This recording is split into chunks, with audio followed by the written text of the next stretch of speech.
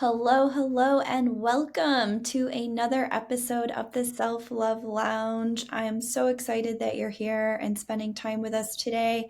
Today, I have a very special guest, Brooke Rowe, who is actually a neighbor of mine that I came across who does some energy healing and Reiki work, and love her. So I know you will too. So, Brooke, please tell us all about yourself. Well, first of all, Elizabeth, thank you so much for having me on your podcast. I'm excited to be able to talk to you and your audience. Yes, of course. We're happy to have you here. So tell us a little bit about yourself. Well, I am an energy worker. Like you mentioned, I am actually a Reiki master teacher, and I've been practicing Reiki. Actually, was introduced to it in 2008, but I have been practicing professionally since 2018. Mm. And I offer Reiki certification courses, individual sessions. I am also a spiritual advisor and just recently started a coaching program.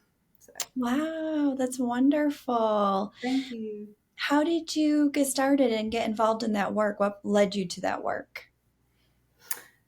Life doesn't always happen as we plan it. And for me, my life took a drastic turn whenever I was actually going to college at UNC Wilmington.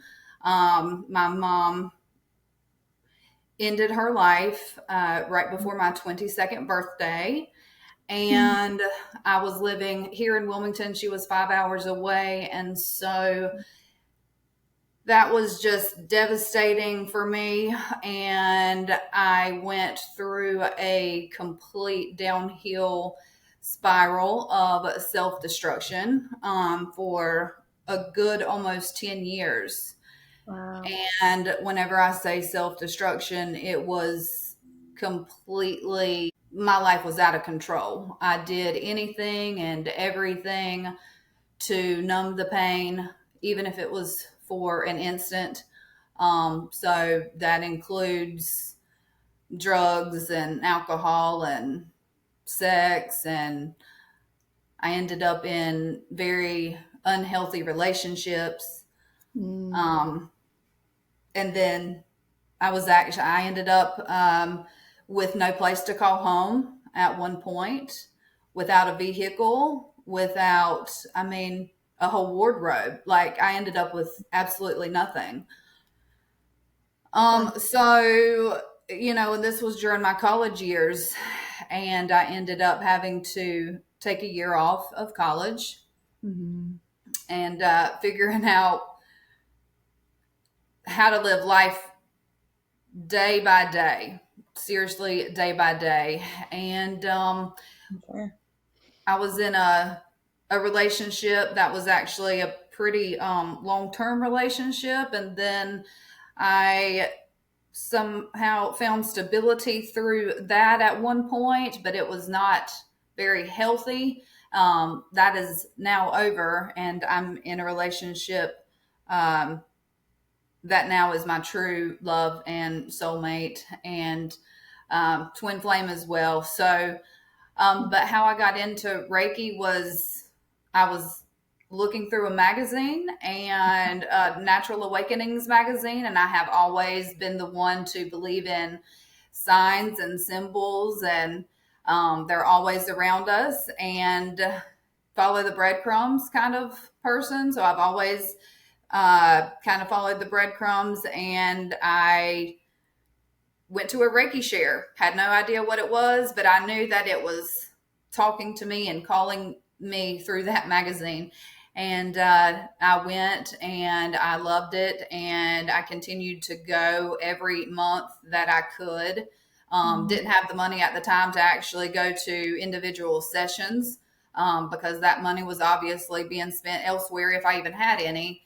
And but throughout going to Reiki shares for almost 8 years, I could tell that I was starting to open up again and actually love myself again and love life and be able to have a much better relationship with myself and everybody else. And that's what Reiki did for me. And it helped me grieve and heal in a much healthier way. And so then I, one by one, started to eradicate, really, or get rid of my addictions, and including all of my negative relationships and substance use and thoughts, negative thoughts, and all of that. And I give that credit to Reiki. Wow. What a And I loved story. it so much. It was transformed my life. And so then I knew that if it could help me in that way, because I was on a path to death or prison, Mhm. and if it was that powerful for me, then I wanted to be able to share that with others. And so that's the story of why I teach and so passionate about energy work and Reiki. Wow, what a story. And I'm so sorry to hear about your mom. It's tragic, and I can't imagine the pain that had to follow her death. Um, and I love the fact that you were able to take something so traumatic, and even though you had to go through your own trials and tribulations, which I think a lot of us do and can relate to, when you're in that pain, you're just doing anything to numb it and not have to feel it because it is so overwhelming. Um, so certainly understandable, but I love how you were able to find something that was able to transmute that pain into a purpose and really a brand new identity for yourself. So that's pretty powerful. Um, Tell us a little bit more about the healing energy. I heard you say Reiki share. I don't know what that is. I'd love to learn more about what that is, and healing energy, a little bit more about what healing energy is, what that means to you, how you practice it, and how it can help others. Okay, sure. Well, first, a Reiki share is a setting where there could be one Reiki practitioner. It does not have to be a Reiki master. A Reiki practitioner can hold a Reiki share, or it could be many of them. And it is a way to spread awareness about what Reiki is. And it's open to the community, for people to come in and experience exactly what Reiki is. And so the attendees will have a chance, if they so choose, to get on a Reiki table and receive Reiki from not only the Reiki practitioners that are there, but everybody that's there. So everybody can have the chance to give and receive Reiki. And normally it's done on a love donation base. Mhm. Again, it's our way of, when I say our, the Reiki practitioner's way of giving back, and yeah, and spreading the love and the information out there to the community and to people who do not know what Reiki is. That's wonderful. Yes, it is. I actually am thinking about starting to host Reiki shares in the next month or so myself. So, Oh, you'll have to um, keep me posted. yeah, definitely will, Elizabeth. And then, as far as the healing process for me, is about truly living from the heart space.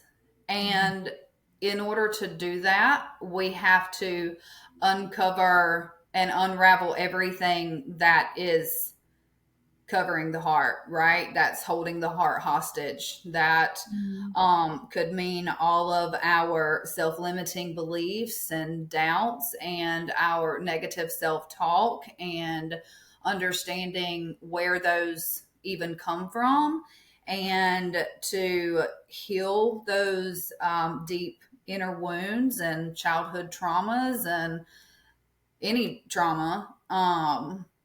And so a lot of that is energy work, for me, because to me, everything is energy. So when you're living in a place a state of fear and a state of hurt and a state of insecurity and just all of those lower vibrations, which is lower frequency energy, then that is what your life is going to attract.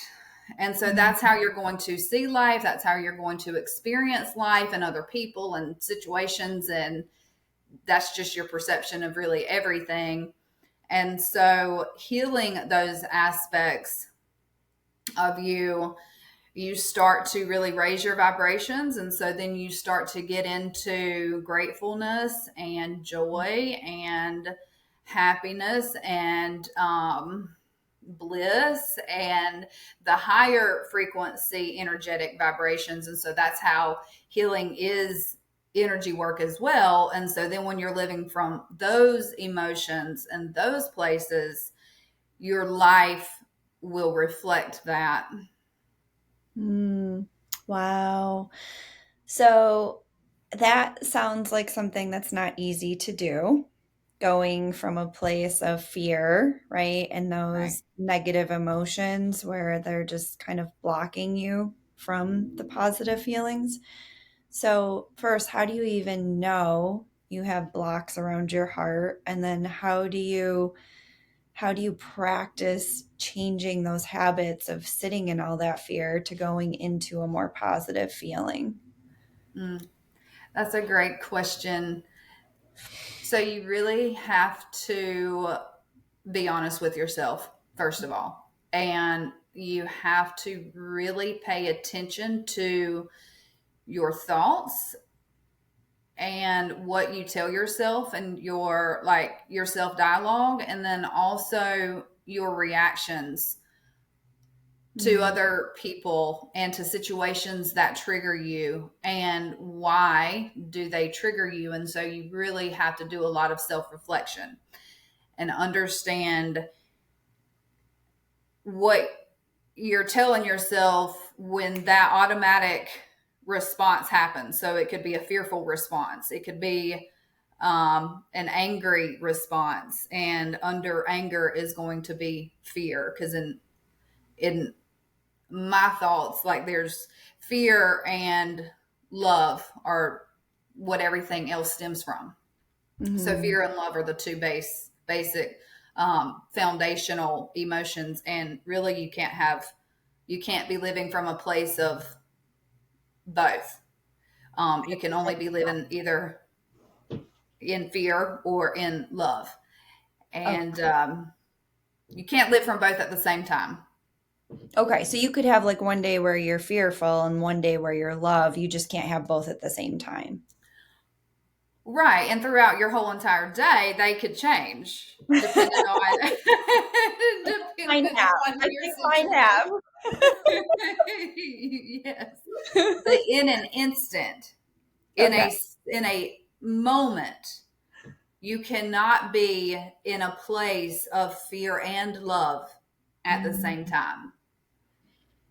So what if you're in fear but you don't want to be? You want to be in love. How do you shift that? You find those deep core beliefs that Mm. are creating your fearful reactions and behaviors. So, say for instance, somebody has the belief of relationships are not good for me. They all like end up in turmoil, and they're the other person, whether it be male or female, right? Because Mhm. men have these issues too. Sure. Um, they the other person in my relationship will always stab me in the back. So Mm. those kinds of thoughts, they're going to leave me no matter what. The Yep. abandonment, the rejection, core wound issues. So you have to figure out, is that a place that you are ultimately living from those beliefs? And then you start to really ask yourself, where did they come from, and is that even true? Because not everybody is out to get you, not everybody is going to stab you in the back, right? Not everybody, not every relationship is going to turn into turmoil. So you have to retrain the brain Mhm. and your behavior patterns and catch yourself when you have those thoughts, because they sometimes are so automatic that you Mhm. don't even know, that you're not even aware that you're having those thoughts, and then you're behaving in a way that just keep perpetuating those thoughts, right? Mhm. So it's about really uncovering your deep core beliefs and retraining your brain, and then retraining your brain so much that you also start shifting your behavior into, I would say, more of an allowing and openness. So somebody who is fear based about relationships probably are not going to be open to dinner with somebody, or be open to even a group date, right? Or an experience with multiple, where multiple people are around, because they're fearful of getting close to other people. Well, if you want to change that behavior, you're going to have to get out of your comfort zone and start changing your thoughts and beliefs and acting Mhm. accordingly to the Yeah. newer thoughts and beliefs that do match up with how you want to experience life. Yeah, so basically you're retraining your brain to rewrite a different story to help you believe something else can be true so that you show up differently and the end result is different, essentially. Exactly. So when you're doing this energy work on people, and I'm using my hands, even though you Yeah. can't see me out there, but as you're doing this energy healing on people, are you feeling those blocks in energy? Yes. For the Wow. most part, yes. Hmm. Okay. And are you sharing this with them and letting them know what you're feeling and what it could be? Yes. I will share, because I feel like that is my purpose. The client, they came to me, for a reason. And so I am that messenger. I am that channel for them to um, maybe gain some insight that they were blind to, and that they didn't see a different perspective, a newer and healthier way of seeing and looking at something. And so Reiki will uncover those things at the time it's supposed to be shown to the client and uncovered. Um, it's also important to know that it depends on how open a client is. I was just going to ask you that. Yeah, it's a lot easier if a client is open and willing for whatever is supposed to come through, than if somebody is skeptical or fearful, or turned off to the information, and closed off to it anyway. um, Energy is free flowing in itself, right? So the more somebody is open, the easier the session and the information is going to go through. Mm. But even if they are open and you're sharing this with them, I'm sure they don't have the first clue. Like, this has got to be because, I mean, if they were aware of it, then they would be trying to do something else about it. But chances are they're not aware of it. So then when you're sharing this with them, they're probably lost on how to even start that change. So is that why you started doing the coaching to help them kind of have another modality to kind of help them heal and to develop new skill sets? Yes, that's part of it, because I found that people, like, the Reiki session itself is an hour, right? Give or take. And then I found that people really wanted to discuss and process, and they would be in the chair for like 2 hours after the Reiki session. And so Oh I'm no. like, people are really wanting to discuss this spiritual and energy work. And I do know some information about spirituality and energy work and healing because I did it on myself, to a place now where I can help others. So I need to formulate a package of all of the information that I used for myself and put it into a coaching package. But Yes. so that is, yes, that is why. Yeah, because I mean, I feel like I would be one of those people because I'm very inquisitive and, emotionally charged. And if I'm sitting there and you're like, hey, I'm noticing this block in you, I'm going to be like, well, you got to tell me what it is and what I can do to fix it and how I can be better, right? Because that growth mentality by nature wants that support and help. It's not good enough to know that there's something there. You want to know what to do about it. So then it's like, okay, what's the next step? So I Yeah. love that you're doing that, that you're adding that to your practice. Yes. Thank you. I'm excited about it. That's wonderful. And so tell us a little bit more. So you go through this process with them, and do you notice like after the Reiki session is through that those blocks have been lifted, or do they have to do additional sessions to keep moving that energy through? How does that work? So it depends. And to know honestly if the block has been lifted, I mean, a person can call it right back into them. So it's very important to understand that it's also the person's responsibility to work on those aspects that are blocking them in their own time, right? And to, because a Reiki session or a healing energy session is not a one and done. And Got it. Okay. these things are transformational. So transformation takes time Yeah. and it takes, you know, actions on the client. Okay. So with However, I will say that it is very noticeable as soon as the client gets off of the table. Their energy is a lot different than it is a lot more relaxing, a lot more at ease, a lot more balanced, centered, and grounded than it was before they got on the table. wow. Okay.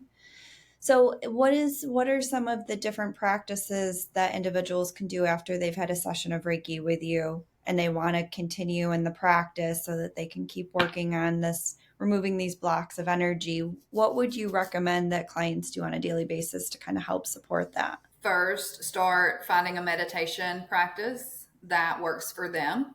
Meditation is very important, and people give up on it too easily, I believe, because they haven't discovered the one that works for them.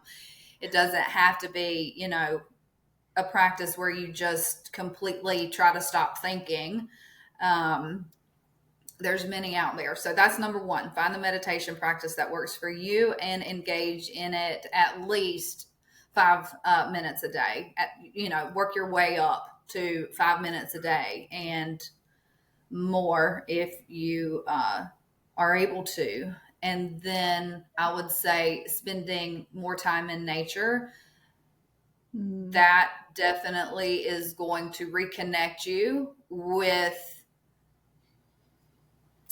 you. It's going to reconnect you with your higher self and the universe, and it will just make you feel much more connected to everything and remind you that there is a purpose for mhm, everything. And then, three, I would say realize that there's something way more powerful out there, and it's working with you and it wants to work with you. So know that you are not living your life alone and by yourself and all of your actions and decisions. There's also a much powerful force that wants the best for you and is working with you. mm. And learn to live with having a relationship with that force. How? It can be as simple as just inviting your higher self, inviting. So the terminology doesn't matter to me, right? So who, for me, it's my higher self and God. Mm-hmm. And whenever I say the words God, source, and energy and the universe, to me, that's all the same things. Um, so really having a conversation and making it like as easy as this conversation between me and you, having a conversation with your higher power, your higher self, God, spirit, whatever that word is that you feel comfortable with using, start to have a conversation with that force and ask questions. And the meditation practice will be able to help you discern the messages that you get whenever you have messages coming through and your relationship is, getting stronger. Um, it can be as simple as that.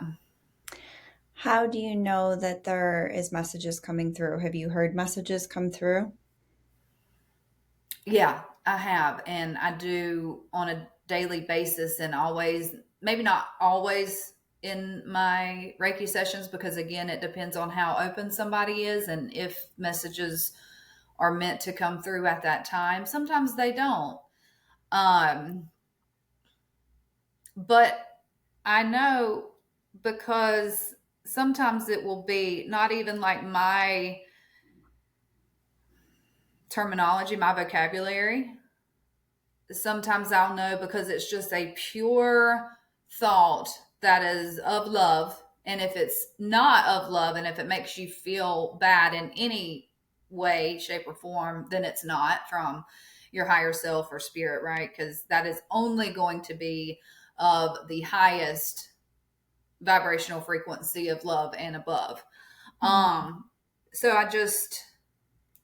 I know and I trust that, and I have that trust and faith that that is a message and information that I am supposed to use as guidance and inspiration. That's beautiful. I love that. Yeah, the meditation thing has always been a challenge for me, just sitting still and getting grounded in myself and being able to hear the messages because a lot of times I just hear my own voice spiraling Mhm. around. And Yes. it's always something I've wanted to get better at because I know how important it is and I've learned how important it is. And the times when I do it, I do feel just it's such a lightness. I can't even explain it. It's just, Mhm. a lot of peace comes over me. And so that Mhm. part is really nice. Um, so do you feel like if I was to put on like Calm, for example, like go on to the app and listen to a guided meditation, that's as effective? Or do you feel like I need to just really allow myself that space to sit there in quiet and listen? I think there's different levels that you go through.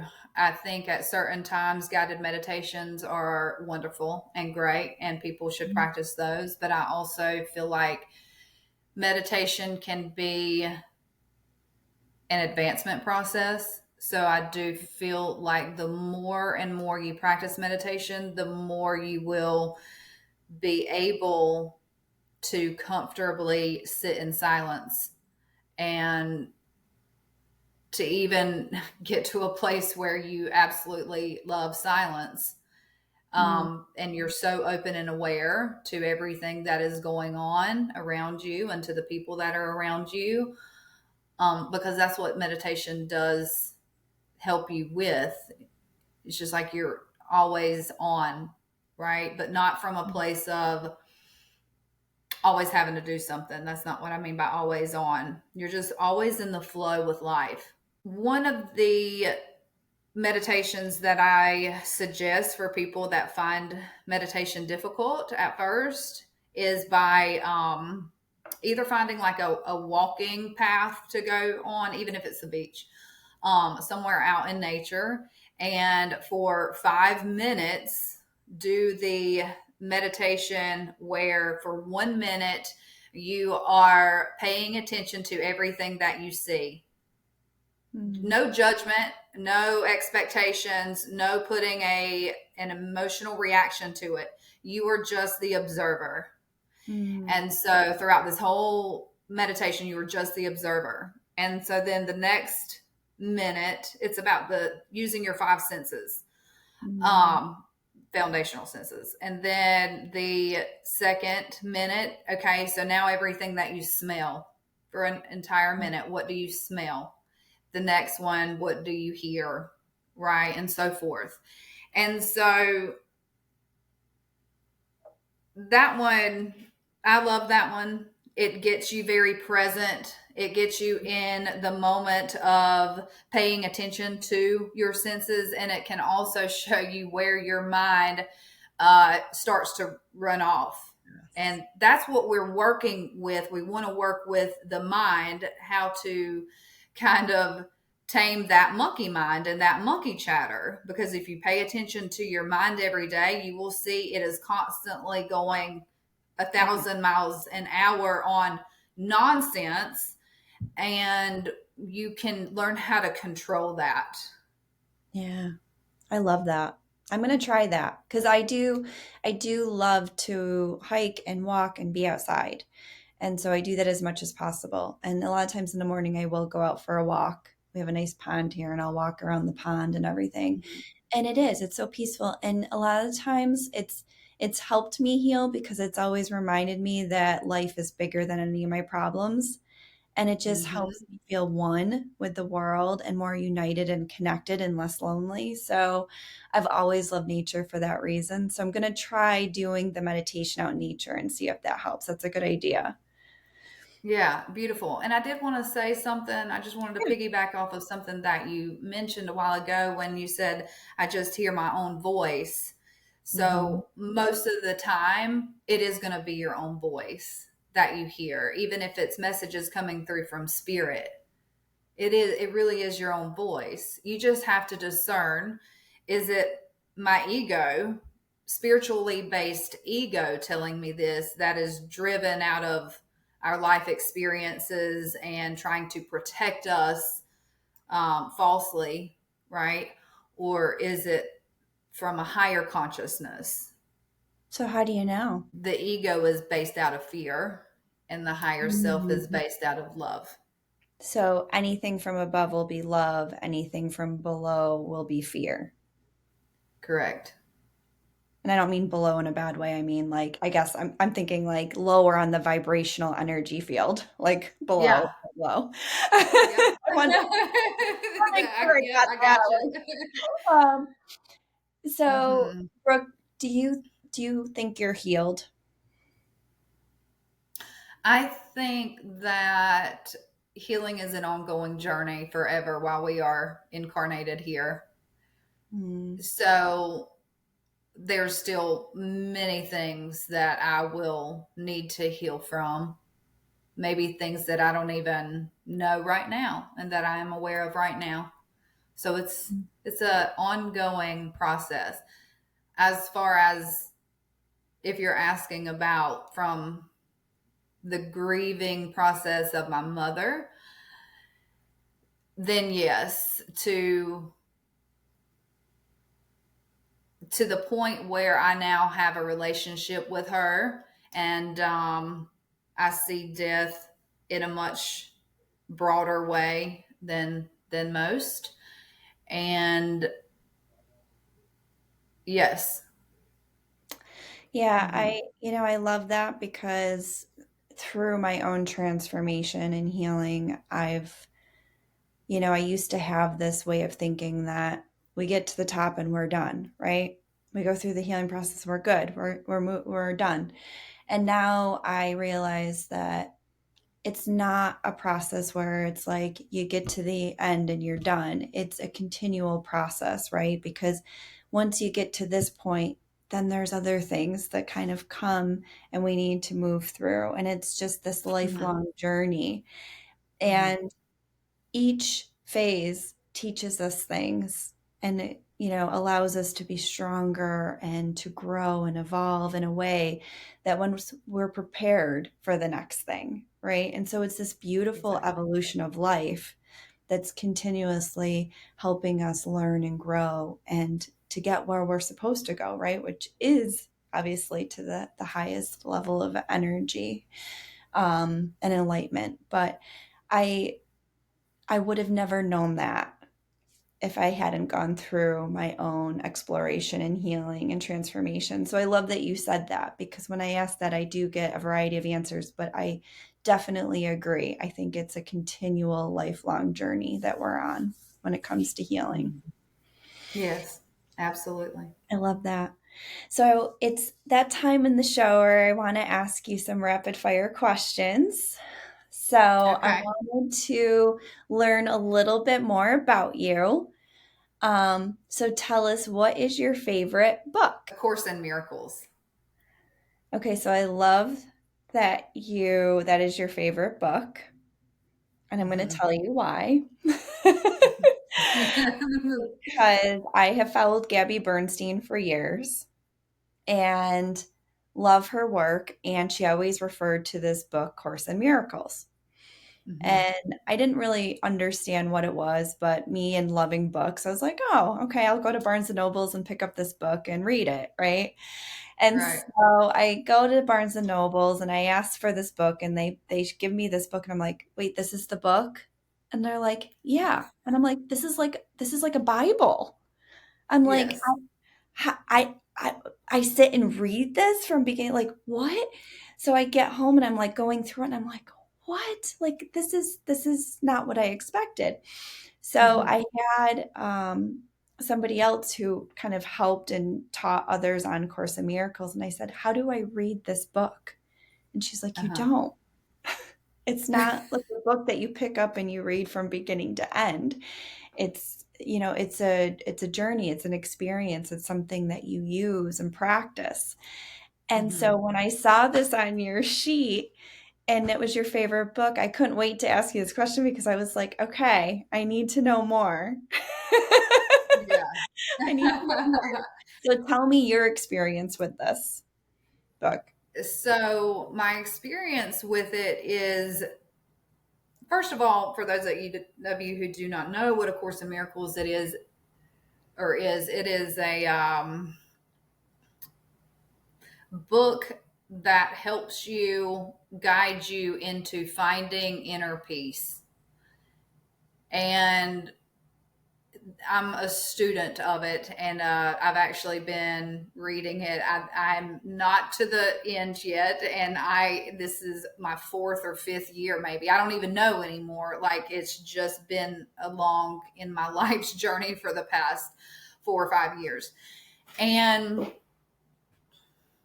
I can have like an experience, say, for in my relationship, and somewhat get triggered or upset or not be at peace, right? And I'll be like, okay, I'm going to pick up A Course in Miracles and see what A Course in Miracles has for me today. And I will read wherever I left off from. I don't jump around. I do read, from each section to the next, and it will be in such alignment with exactly what I'm going through and have the message that I need to hear or read and to apply it to my life to then find my way back to peace. Yes. Know thyself. Know thyself. I do feel like I know myself. And I also feel like there's many aspects of myself to know. And so I think that's an ongoing evolutionary process as well throughout the remainder of my lifetime, to continue to know myself. But I do have a much better understanding of who I am today than even just 5 years ago, because I constantly self reflect and, yeah, I constantly take the time to dig into my own psyche and understand who I am. Okay. Practice self love and self care. And to me, this is a lifestyle, a daily lifestyle.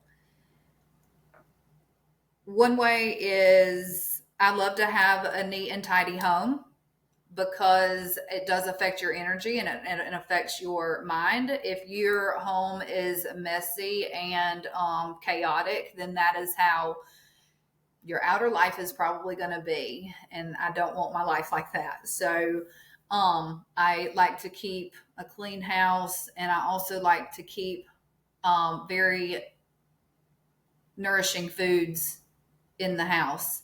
The more you have more nourishing foods and protein, the more apt you are going to be to eat healthy. And I love to cook as well. So cooking is very therapeutic for me, and I love to cook for other people. And so that's one. Two, I love to ground myself. Mentioned grounding and centering a few times, and one of the ways that I do that is by talking to my plants and spending quality time with my plants. Um, yeah, and I think they love me for that because they sure do. They sure do grow very nice, and they're great performers. So I center myself by spending quality time with Mother Earth and nature, right? And another one, another practice, I love to stimulate my sense of smell, the olfactory sense. And so I love to also nourish my skin, especially when it's very dry because of this heat, um, with very good smelling lotion. And so throughout the day, to get a sense of that, uh, and it's just nice. There's a lot of self love practices that people just don't even realize, or maybe it is my intention. It is my intention that I want to smell good for myself. So, it excites my sense of smell. So, yeah. Yeah. Yep, it does. So you can find out more about me and my work at my website, which is healing begins within.com. And then also on my social platforms, Facebook is HBW1212, and Instagram, which I'm actually not too savvy on, is HBW.1212. You can find me on there. Awesome. Well, I look forward to it. And thank you so much for this opportunity. It's been a blessing and a pleasure to speak with you today. Thank you for joining me on another episode of the Self Love Lounge. Your support means everything to me, and I hope that you're enjoying all the episodes that are on the Self Love Lounge. I would love your feedback and for you to go to the rating section of either Apple Podcast or Spotify, wherever you're listening today, and leave a review for me. Certainly, those reviews certainly help when it comes to getting this in front of more people and helping more people. So I'd love to hear from you. Love to hear how you're loving the show. Again, please leave a review. I'd love to hear how things are. And if you do need any support or help at this time, feel free to reach out to me via email at elizabeth@fortheloveofself.coach. Look forward to seeing you all next week for another episode on the Self Love Lounge. And I love you all to the moon and back.